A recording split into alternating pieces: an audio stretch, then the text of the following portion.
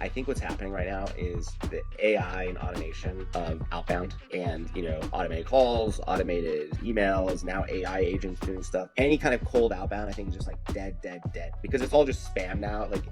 It's all devolved to spam. It's just sludge. I don't think it works. I really don't think it works.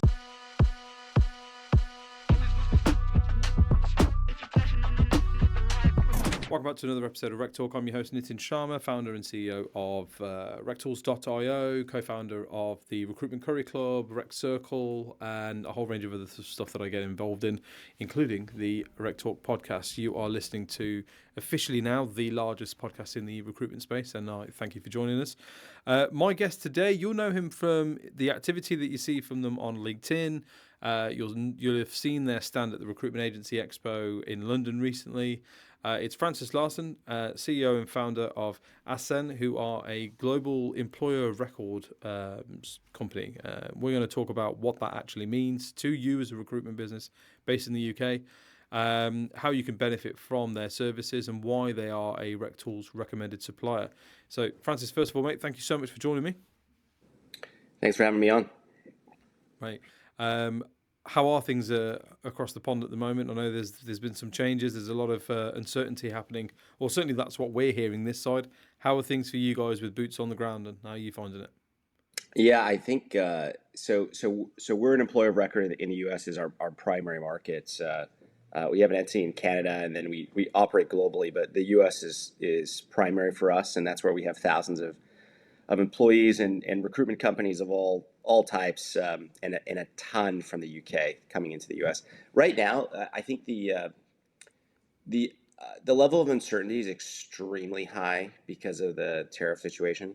It's I was in a conference last week in Toronto, speaking about expanding into the US for Canadian staffing agencies, and there's just a lot of uncertainty about, well, should we go into the U.S.? Is it like a hostile nation now? Is it like going to somewhere that doesn't have rule of law? I think the biggest thing is actually not if you're talking specifically about the tariff stuff, it's not about the level of the tariffs. It's the fact that it seems to be happening in a very unpredictable way. Yeah. And I think that level of uncertainty is very hard to deal with. It's one thing to know that you're going to face like an additional tax, like let's say you face a 10% tax, and you know that that's going to be relatively consistent. That in, right? Yeah. Yeah, you can price that into your services. You can you can factor that into your costs. It's very difficult when you don't know if there's going to be 50% tariff one day, and then it's going to go away, and then there's going to be some other rule, and then there's going to be enforcement in this and not in that, and then how countries are going to respond. So I think that level of uncertainty is very difficult. The reality is that, for the time being, though, until the market in the U.S. is still really large.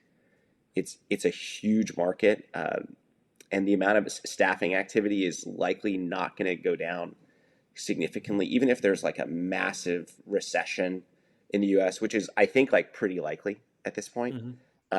You're still it's still a huge market. And one thing that we found is that the UK recruiters have been working in the UK market, which is ultra competitive. It's basically like a permanently difficult market to work in. So if you do really well in the UK, so if you have a shop, you have three, 4 recruiters, or 10 recruiters, or 20 recruiters, it doesn't matter, any kind of shop in the UK, and you're doing well, and you know how to recruit, and you're able to get clients, and you're able to find candidates. If you're good in London, or you're good in the UK generally, it means that you are really, really good. You probably don't understand how good you are. If you take that sort of approach and take it to the US, you're going to do really well. And it doesn't matter if there's a recession. It doesn't matter if there's this uncertainty. Your skills are so good. They're so finely crafted because of the competitive nature of the UK, just because there's like 4 times as many staffing agencies in the UK. So you have to win in a way that is so difficult that when you take that to a big market. And the market's 10 times smaller as well. Yeah, that's the reality. The other thing that people don't understand is that, we have a more densely populated agency market in the UK. And the revenue that is generated, it's actually 10 times higher in the US. And there's like a significantly less number of agencies out there. So there is more to go around, and because you're absolutely right in that the UK market, recruitment market, has been difficult really since sort of 2019, right? Pandemic or no pandemic, most businesses started struggling around that 2019 mark. There was that spike in period of time where there was, optimism of like, oh, we're bouncing back, but it was just a correction or whatever. And the general consensus here is that, well, actually, if we're still surviving and still doing well you might not be able to, in political terms, call it a recession, but we're in a recession in the UK market. If we're surviving here, then actually the rest of the world is probably not so scary anymore. And we've heard that a lot, that in the UK market is the recruiters are a lot more fine-tuned, they work faster, sort of CVs into clients is quicker, the turnaround time. We just seem to be a bit more aggressive in our approach. Yeah. So you're well placed to see the success of these agencies coming over in the UK, from the UK, sorry, into the US market. What kind of skills and what kind of things do you think these guys are bringing with them, above and beyond just that tenacity that you think is sort of lacking in that US recruitment space at the moment, that these guys can capitalize on?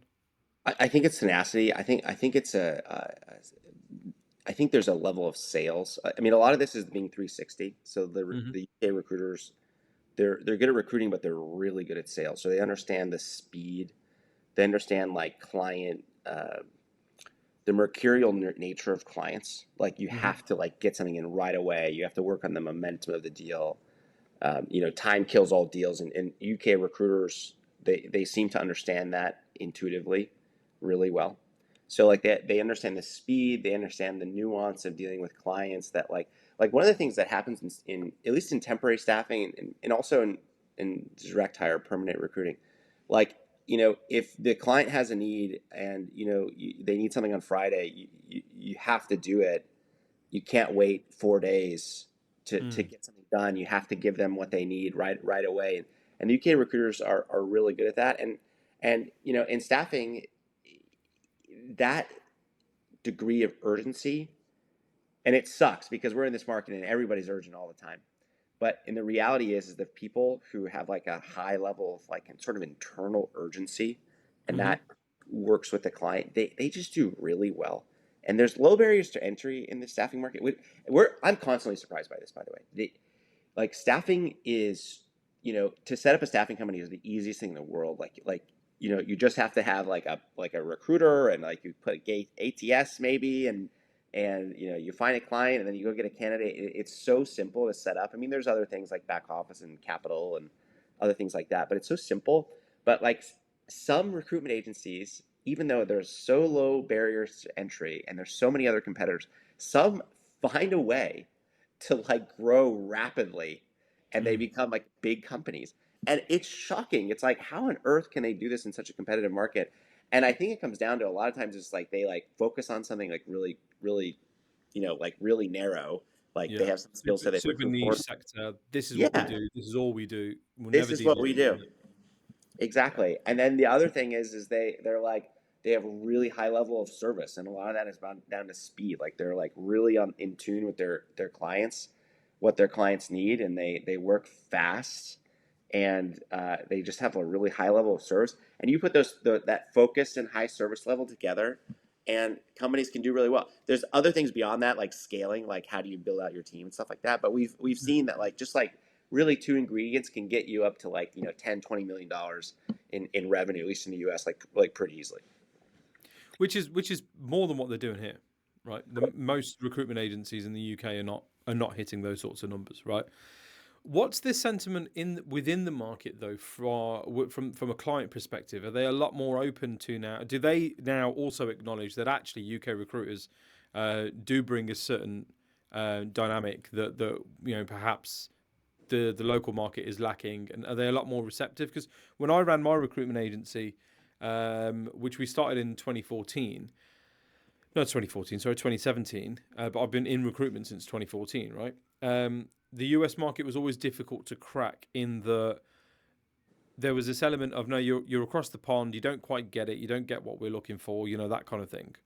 Has that sentiment changed now? Are we shifting into a more globalized vision of this? That actually, do you know what? I've had good experiences from UK recruiters, so I will be receptive to a cold call or a cold email or a cold DM in whatever way. I think there are a couple of things. I think there are certain markets that Mm. have been receptive for a lot longer. So like finance, fintech, a lot of tech, um, So regulatory the stuff. white collar stuff is Life, yeah, usually. like higher anything really highly paid that's focused on like the cities, like Mm. big cities.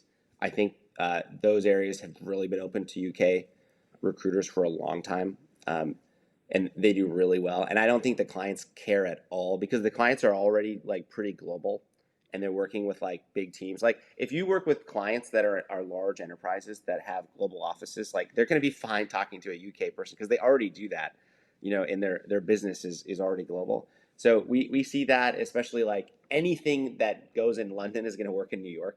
Like that's just the reality of it. There's so Let me ask you this then: how important? I say how important. Yeah, how much of an important uh, place in the decision making process do talent acquisition teams have out in the US? So in the UK market, more and more recently, TA own the budget. They are the decision makers. They are now the ones that you need to crack, right? And I think that is, if I was to sort of pinpoint why most businesses in the UK are struggling to kind of grow out any further, it's because they've spent so long with the mentality of, fuck HR, go straight to line managers.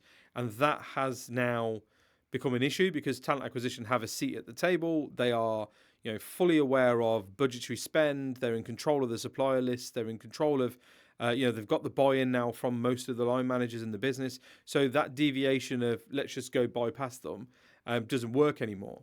What's it like in the US market within that to your knowledge? Yeah, we're seeing a similar thing. I think the best firms still find a way to deal with the line Mm. managers. That's who actually is going to be working with your candidates, and it's very difficult. Like the problem with TA, it's so general, so Yeah. they won't necessarily know like your industry, like your the specific skill set really well. And so like Yeah. it's hard to market to them. You get You can market your specialism to them, right? yeah, Like, yeah, but what I mean, like if it's you're hard if for you're them TA, to know. it's not difficult for me to say, look, Francis, you're I appreciate the challenges that you have as a talent acquisition consultant. One day you're looking at a CMO, the next day you're looking at a health and safety manager, and then somewhere in between that you've got to find a receptionist, right? I understand the challenges that creates. My market is marketing. I deal with only senior marketing professionals. This is the niche that we specialize in, have done for however many years. We have real depth in this area. That's just as easy a conversation to have. But for some reason, the UK market prefers just not to have that conversation and just go straight to the line manager with that pitch. Yeah, And I find that fascinating. But yeah, it's interesting to know what it's like across the border in that sense. I still think I think it's difficult. I Mm. think that conversation is so theoretical. So like we see a lot. One of the things that happens for a lot of our customers from the UK is they'll go to the US, they'll find an enterprise client, they'll they'll get pushed off to the MSP, Yeah. uh, and the MSP there will put them into RFP wasteland, Hmm. or will like put them down this procurement rabbit hole, and I think that throws off a lot of recruiters. That we've seen a lot of that. And so Yeah. there's a lot of times where it's like, oh, we're not taking you suppliers. So we found that the best recruitment companies for some reason are able to bypass this, and the worst ones get stuck talking to procurement, and they Spinning, right? Yeah. yeah, like, and I honestly think that if it's your first time in the UK in the US market, I don't think you should go for the largest enterprises. I really No. don't. I actually think that you should try go for middle market. There's so many middle market firms. Like people don't understand this. Like you don't need to go for brand name companies. Like these Yeah. are too big. Like who cares? Don't worry about those.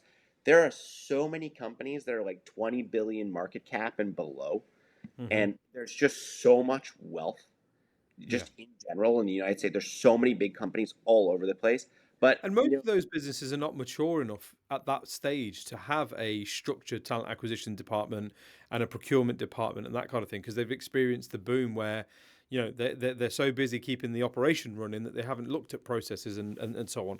And that's the perfect place to kind of position yourself, because that's exactly where they need an outsourced solution of, okay, if you can just take the recruitment headache away, then that saves me a lot of fucking time and energy. You know, yeah, that's an easy pitch. But yeah, you're absolutely right. That is echoed in the UK market as well. Absolutely. And I would argue, again from experience, that most of the best candidates within a niche, they don't want to work for the big brand names. They don't want to be, they're good at what they do. Take tech. So I used to recruit. I used to have a division in devs and sort of test and that kind of thing. yeah, Most of the good people I'd speak to they don't want to be at, you know, Google, Amazon, Twitter, and all the rest of. They don't want to work there because they're not looking for that kind of career ladder climb. They're looking for interesting work and engaging. Sort of, I have an idea and I can help this business move this thing forward rather than get caught up in a bunch of corporate red tape. It's usually the ones that are looking for the ex Google, ex Meta job titles on their CVs because they're still kind of building their career. You know what I mean? Which again, these guys got talent acquisition teams. It's easy to find these people, right? Leave them to do that and focus on, as you said, that mid market where there is revenue, there is money to spend, there is budget, there is less red tape, there is not much pushback, and what they are actually looking for is true recruitment business partners, yeah. effectively. Yeah, And the thing is about the U.S. is there's so many of these companies. There's so much money. There's just so many of these $20 billion companies and below. Like it's like really call it like $1 billion enterprise value to 10 yeah, billion is like the sweet spot. There's so many companies like that. They have budgets. They have needs.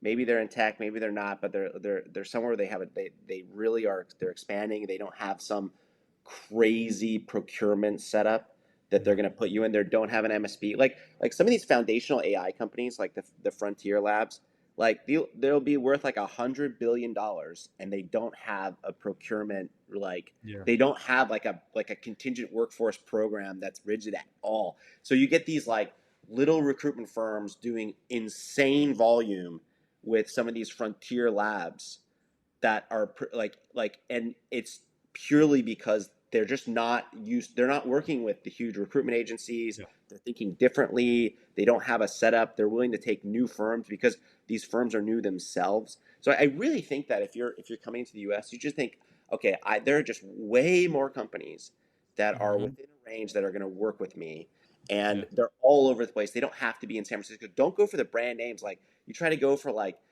Google, like it's just not going to work. You're never going to get through their procurement. Like No. never. Like forget it. We in the UK market right now, we seem to be moving back to the old kind of. Do you remember, like our dads would talk about it, right? You know, the sort of business is done on the golf course kind of thing. You know, it's all about networking. It's all about FaceTime with clients. You know, I call it 90% shit chat, 10% business, right? To take our commercial arrangement and so on and so forth. You guys knew about me. I knew about you. We jumped on a call. We spent most of the call just talking like shit, and then at the end we're like, right, yeah, cool, okay, let's kind of just wrap this up and get it going. Let's get moving, right? That sentiment is moving back quite quickly into the UK market now, where people are now going, okay, I need to get not just sort of FaceTime with my clients to sit in their office and pitch to them, but we need to put on networking events, we need to put on value add events to get these guys out, get them mingling, and then know that we can facilitate deals as and when we're around. Um, what's what's the what's it like on the ground in the US right now? Is that something that is still a thing of the past? Are they still very much a case of no business only? Tell me who you are, what do you do, and yeah, if it's whether it's cash or creative, yeah, we can work together, we're aligned, or no, sorry, one of these two things doesn't match up. So I think there's two things. I think you can grind to a certain level and find some deals by just pure force of will, um, Hmm. just because the market's really big. But yeah, I think what's happening right now is the AI and automation of outbound. and automated calls, automated emails, now AI agents doing stuff like any kind of cold outbound. I think is just like dead, dead, dead. Like you only do well if you have to be so clever to do well because it's all just spam now. Like it's Yes. all devolved to spam. It's just sludge going out. So like the clients are really over that. Like no one wants to read your message. No one's gonna like you can't be super automated with it. It's very difficult. So It's what? funny you say that about the AI agents. I had exactly this conversation last week at a conference where a guy I was speaking to, small business owner, I say small business owner, look, he's got 15 heads, he's doing well, booking the trend, was talking to me about, look, I'm looking at US expansion. I'm like, look, let's speak. Funnily enough, got an episode coming out soon with Francis. It would be something that you need to listen to and probably act upon.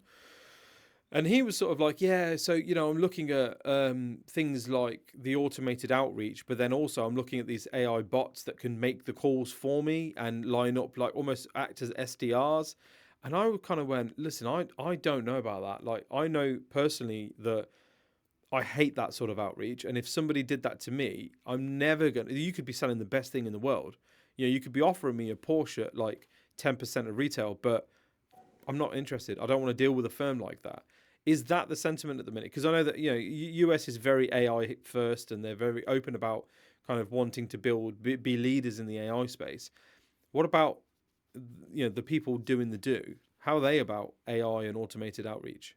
Yeah, I just think it's dead. I don't think it works. I really don't think it works. I think if you do it, you have to be doing it on an extreme scale. You have to be very clever. Otherwise, it's going to turn people off. I really just don't think it's there yet to work. And like there's some things that work, like good research before a sales call, stuff like that. Yeah. Maybe like an initial message. Like so, a lot of people are doing stuff where like somebody goes to your website and the AI agent like sends an email to if they visit your website, but that's just like a Mhm. like, hey, I saw you visit my website, like would love to have a chat. Like that's like sophisticated. It's like they've already like wanted to look at you, and Yeah, then there's a you're buying signal in some way, and you're acting upon that. Just like yeah. after you have a meeting and an AI note taker messages you and said, "Hey, this was just a reminder of the conversation that you had. Here's some call to actions. You want to book a follow up. You mentioned in there that actually you were looking at signing up. It's been a week. You haven't done yet. Do you need another booking? Do you need to jump on a call again? Because we can do that for you. Not a pushy, hey, I'm pretending to be human and I'm cloning a voice, that kind of thing, right? Yeah, the irony about all this stuff. So, like, as the AI agents and just AI in general, it's so good now. By the way, it's just so incredible, and it's advancing so quickly. Like, Gemini 2.5 and Claude 3.7. Like, these models are so good. The problem Amazing. with this is that, like, you have to get even more sophisticated at how you use them because all the sort of the mass of people are using them in a dumb way, which is Yeah, annoying yeah, everyone. yeah. So in a weird way, it's like you have to now be also sophisticated in your use. So like all that being said is like okay, you can go two ways. You can like try to be really sophisticated about this like buying signal, send a message and then follow up with a real person. Like you can do stuff like that. I think that Yeah. works really like the other thing what we see a lot of people doing is like they're really doing effectively just like marketing, like clever marketing, like they're Mhm. doing like a podcast. Like that's a big thing that you have to that takes a lot of effort, but a lot of people are doing that. People are doing in-person events like private Yeah. dinners, Yeah. private Yeah. Yeah. like some kind of event to get people in their niche out and about meeting each other, and they're really focused on it. So and we see some pretty good success. Like you'll have like a small recruitment firm able to get like these like big name CEOs on their show or at their event just because they're so focused and they know the link. Like a lot of CEOs want to meet each other in their space, like that are tangential, especially like when they're not competitors per se, but they can kind of sort of collaborate. Like we see a really good job with that. So like there's podcasts, there's like in-person events, content. I think like written content is like kind of dying. I think that's difficult Yeah. now because like if you put an article out, it's going to get copied right away. Somebody's going to remix it. Like it's just this arms race. Like I don't think you can do really good job there. So you have to do stuff that's like difficult to copy, difficult to automate, and then it's difficult for somebody to come in and just like replicate exactly what you're doing and just automate it. You really want it to where if someone's going to come in, if you find something that works, they're going to have to like build all of those relationships, which is Yeah. difficult to automate. So if you do that work to build the relationships in your space through events, or if it's podcasts, or it's other stuff that's like community network based, it's just Hmm. it's very difficult to pierce that and pierce your advantage. Like you have a very, very strong position, and we just see more of that. Like it's all going to like effectively marketing. A lot of it's happening on like LinkedIn and stuff like that, but I think that's even getting noisy now with AI stuff. Like there's just it's Yeah. just like it's so much content. I think it's this arms race of staying authentic, Yes. which is difficult. It's like everyone just has to keep being more authentic. You have to get Yeah, more. which at what point do you go, okay, this is a bit too much now, right? Yeah, yeah, you're absolutely right. It's see, I have my theory on sort of the psychology behind this, the sales element of recruitment is that it's not people buy from people because then everyone would buy from everybody, right? It's people buy from people like them, or people buy from people who they like, right? So you've got to figure out a likability factor or a relatability factor, and that's what's going to be the reason they buy from you. Because my recruitment business is no different to your recruitment business, which is no different to his recruitment business and her recruitment business, because we all use the same tools, we all have effectively the same access to the same candidate pool. Some of us are slightly better at it than others, right? The key decision maker is always going to be that emotive factor of, I like this guy, or hey, this guy reminds me of me, and yeah, I want to give this guy an opportunity, or I'm intrigued, or whatever it might be. And that's the thing that I think people are struggling to get right with this authenticity piece.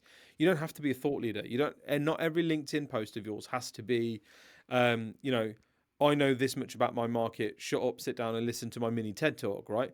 A lot of recruiters get muddled up with giving recruitment advice, and you think, well, who's your audience here?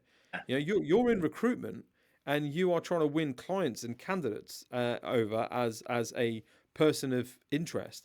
Yet all of your content is focused on helping other recruiters become better recruiters because that's your method of showing how good you are. And you think that's got to change, right? And I think, yeah, you're right. With things like AI, people can just produce and mass produce content after content, and yeah, it gets incredibly noisy. But on the flip side, I'm working with recruitment agencies who have started in the last sort of 3-4 months focusing on social media channels that are their own, right? So like YouTube, for example, and going, okay, if we can still post this stuff out on LinkedIn and yet Meta channels and all the rest of it. But actually, if we put it on our YouTube channel, we can direct our messaging to clients and candidates to our YouTube channel, which makes us seem and presents ourselves as subject matter experts in what we do, right? If I'm a super niche recruitment business in life sciences, and on my YouTube channel, I've got how to interview effectively, or things to do in terms of preparing for interviews aimed at life science candidates, how to hire and where these guys hang around, and actually why your talent acquisition team might be struggling to get some of these guys or girls, because actually this is the things that we've seen have worked. A mini podcast series of, hey, here's our prospect 20 clients that we want to be working with, and we got their CEOs and their decision makers on our podcast talking about life sciences. So all of you guys have got value there, because you're going to hear things from decision makers and businesses that you maybe want to work with years down the line. You're going to hear their CEOs talking about what they do. That's valuable, authentic content, because then you're a thought leader, right? Then you're like, listen, I know my shit, and I know my shit well, and here's what I've produced for you. Um, but you can't have everybody doing that, right? Yeah, it's tough, right? Like some people can do really well with that, and it's I think it's one of the few this real life channels, like giving your expertise, focusing on a niche, giving real content that's valuable Mm. to the actual, like your actual clients or candidates. But like yeah, the recruitment thing, it's so funny. It's like you might think that people are rec to rec because Yes.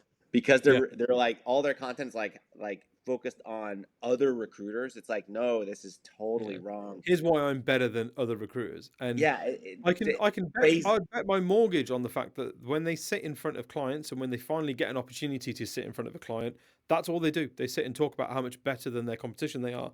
And that's not. I mean, who wants to listen to that, right? Yeah, I don't want to. No, I don't want to walk into a Mercedes dealership and have the guy talking to me about how much better they are than Audis and BMWs. Yeah, you really, I think that, like, I mean, from our standpoint, it looks like the clients really care if you know their market really well. Like if you That's know huge. if you speak the same language, like you know the issues.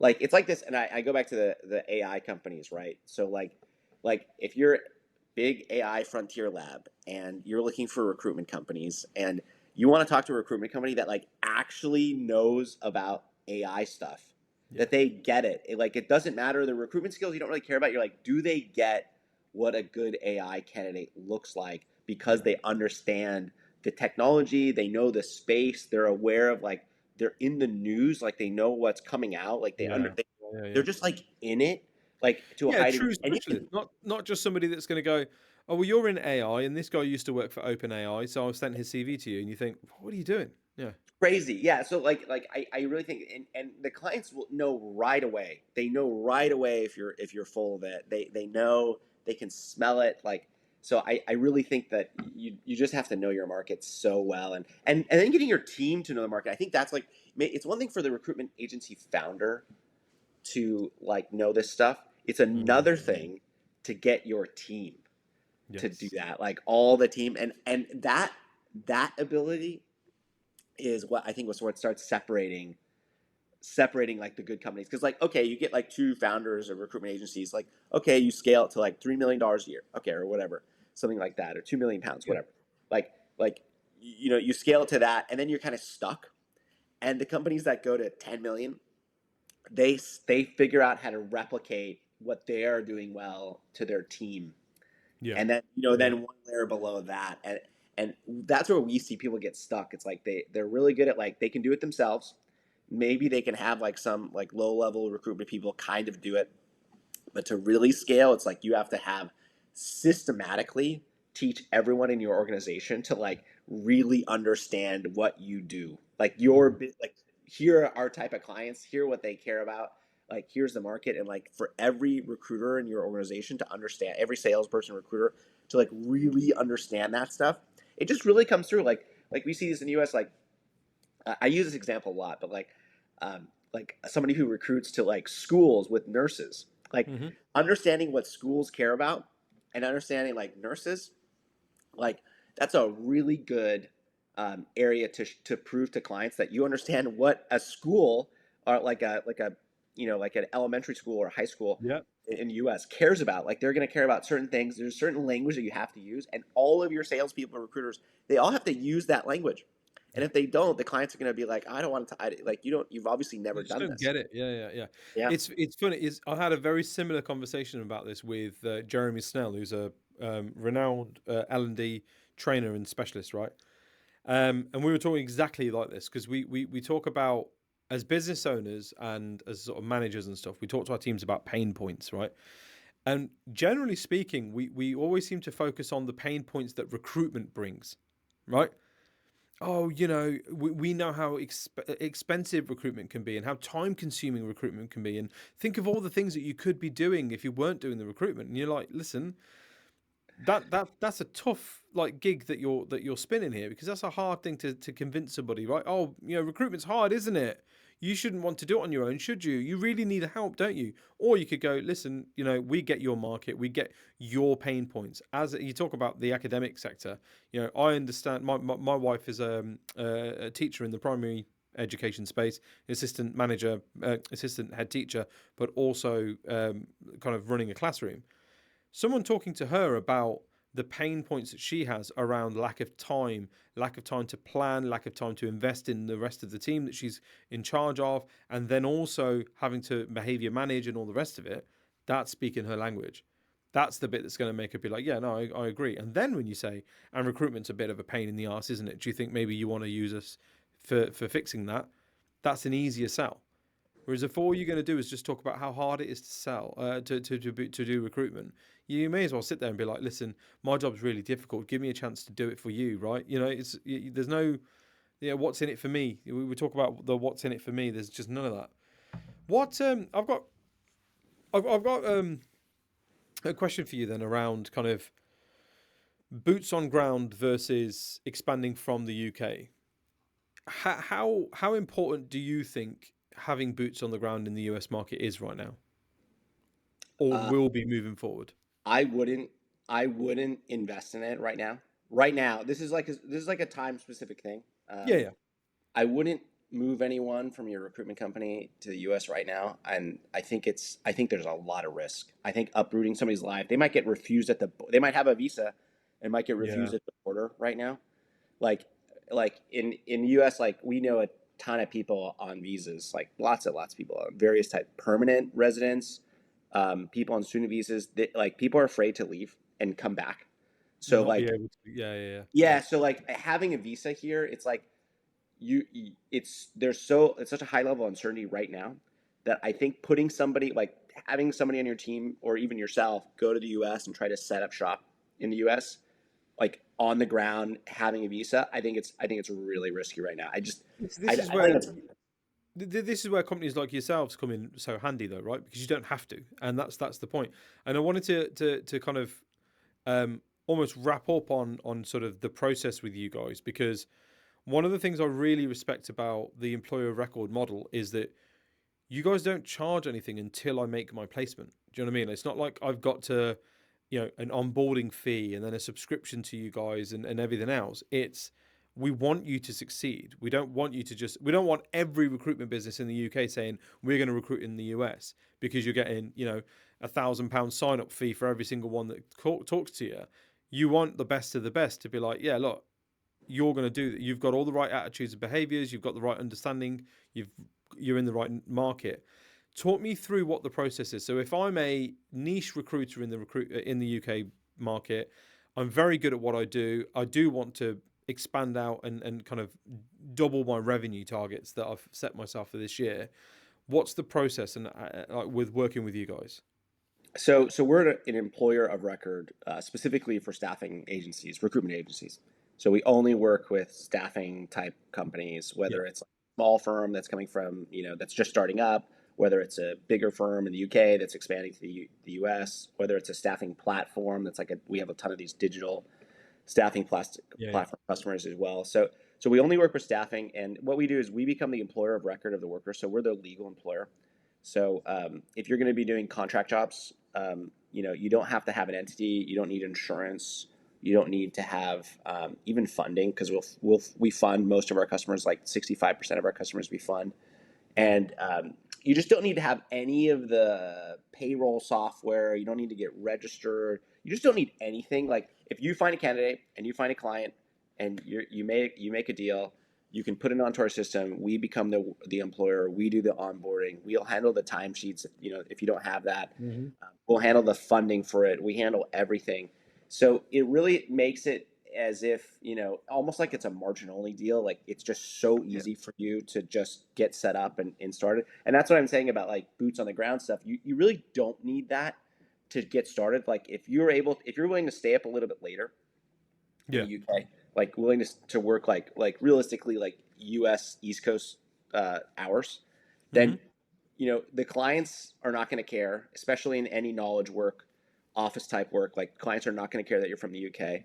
If you're able to recruit and you know your market pretty well, you can get candidates. You can work with clients right away and work with somebody like us, and it just allows you to treat it like you've been here forever. Like we have Mm. national presence and we're in every state and we have thousands of workers across the United States. Our insurance levels are really high. That's the thing that trips people up. Like there's just so many like the clients are going to have crazy insurance requirements. Like you're going to, if you wanted to set up an entity, you have to be like registered with your workers. Like there's just no reason to do that anymore. Like Mm. maybe Mm. one day if you're doing like $50 million of sales, then it makes sense to put a lot of this in house at about 50 Yeah. million.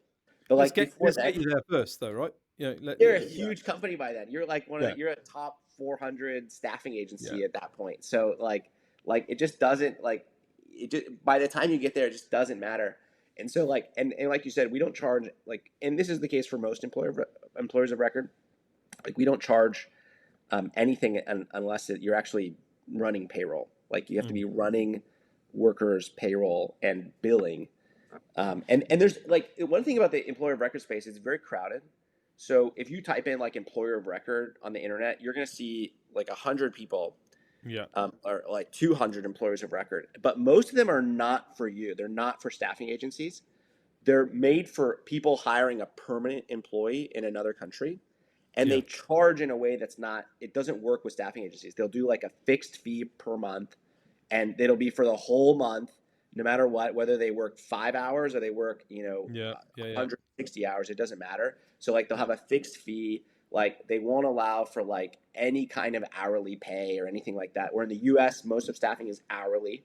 So that's a little bit different from the UK. It's but it's mostly hourly in the U.S.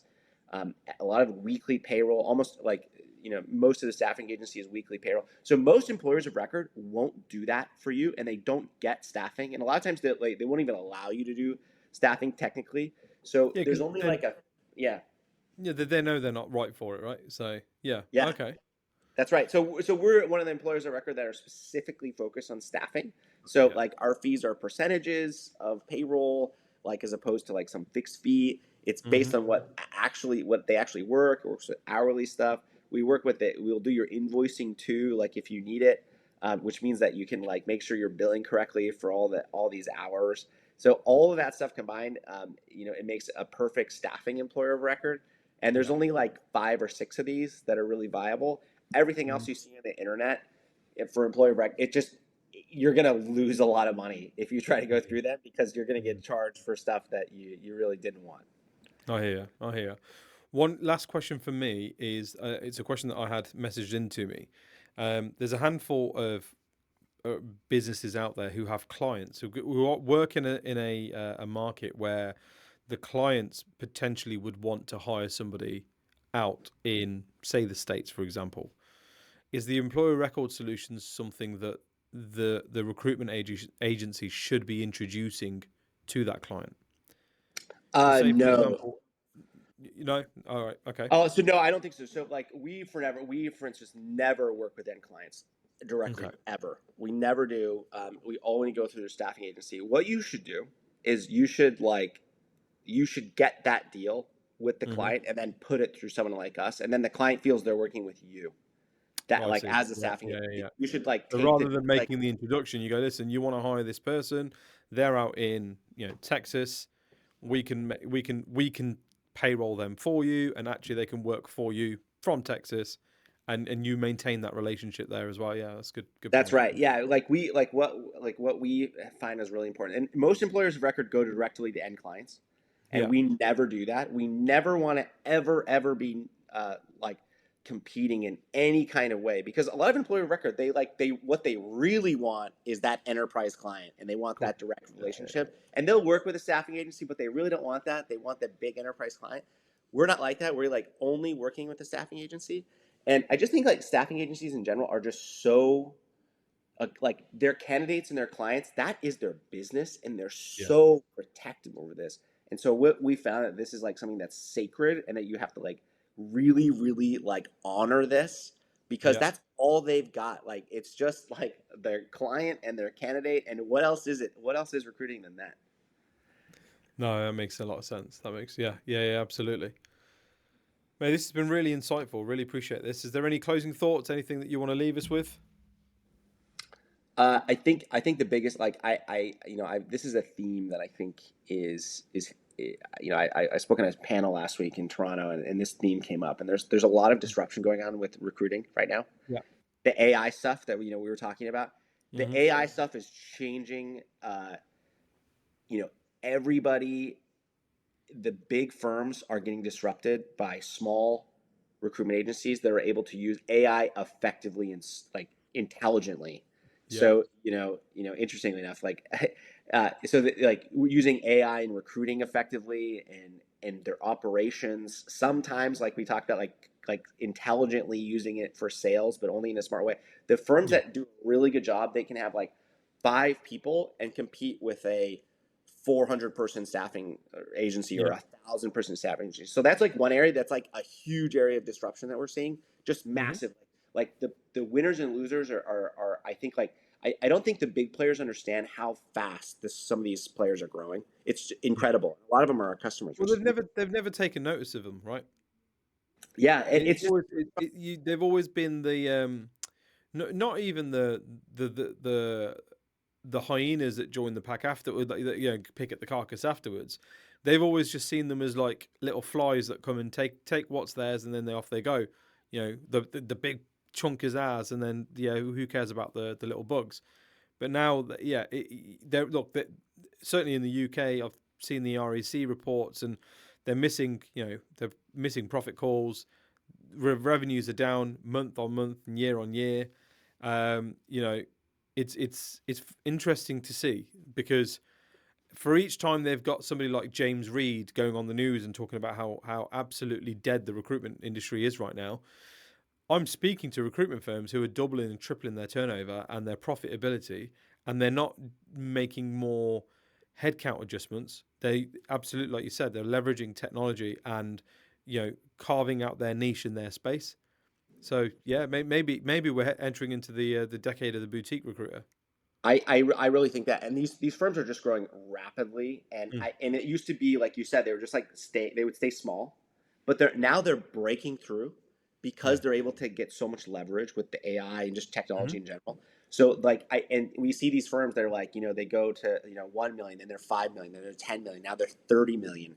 And so they get up to these scales that used to be like there was a ceiling that was a lot lower. So that's like one area of disruption we see. It's like AI stuff. Like the firms that do really well right now are really diving into this because the Yeah. technology is so good now. And the other thing on the other disruptor in the industry is this political stuff, like the tariffs and the changing world trade. Like we see, and we started the conversation with this. It's like we see that this is going to create winners and losers in a Yeah. way that's very difficult to predict. It's going Yeah. to change client needs in a way that's difficult because the supply chains are going to be so disruptive. So in Mm-hmm. certain industries, like, and it's even hard to tell which industries because it's so expansive. Like, it's really bad for the economy. It's going to be terrible, but it's going to create change for clients in a way that, as a recruitment agency, you should be really responsive to because they're Yeah. going to have some immediate, acute needs that only you can solve as a staffing agency, and it's going to be a hair on fire problem. They're like, I can't build this. I have to build this now, or I used to be able to get this thing. I can't get it. I need help. Like I used to have a team here. I no longer can work with them. Like this disruption is going to it creates volatility, but that creates an opportunity for really responsive, Mm-hmm. ambitious folks who are like like you know ear to the ground, listening to the clients. Those two things, AI and this like volatility in the sort of political space, is going to create opportunity for firms that are just like with it, that are with the AI stuff and who are really responsive to these changing needs. I think that's going to create like a whole new breed of winners and losers. I think you yeah, that is absolutely a bang on assessment. Yeah, I mean, we talked about knowing your market, knowing your niche, and knowing the news within that space. Right, that's where I think that's going to become Yeah. all the more crucial. So yeah, absolutely. Francis, I want to thank you for your time. This has been really insightful. I'm genuinely looking forward to the next episode that we do. I think there'll be a lot more to discuss. So yeah, I want to thank you for dialing in from the States. That's all from us, guys. Thank you for watching, liking, sharing, subscribing, doing all the cool shit that you guys do to keep this channel the #1 podcasting channel in the recruitment industry. And I say that with my chest out. Thank you very much. New episodes drop every Wednesday and every Friday. We'll see you again next time. Thank you very much. Thank you. That was good. Very good.